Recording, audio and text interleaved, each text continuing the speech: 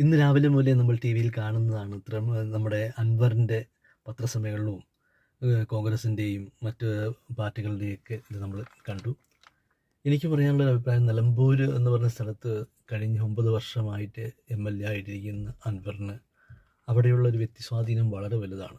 ഈ തിരഞ്ഞെടുപ്പിന് ഏത് പാർട്ടിയായാലും അവരെ സ്വാധീനിക്കുന്ന, അൻവറിൻ്റെ വോട്ടിന് വേണ്ടിയാണ് എല്ലാവരും ശ്രമിക്കുന്നത്.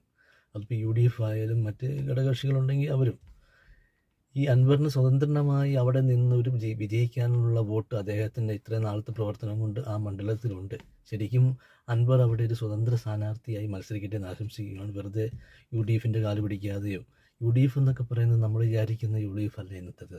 അതിൽ കുറേ കതറിട്ട നേതാക്കന്മാരും അല്ലേ, ഒത്തിരി കതറിട്ട നേതാക്കന്മാരുണ്ട്, നേതാവാകാൻ വേണ്ടിയുള്ളവരുണ്ട്, അധികാരത്തിന് വേണ്ടിയുള്ളവരുണ്ട്.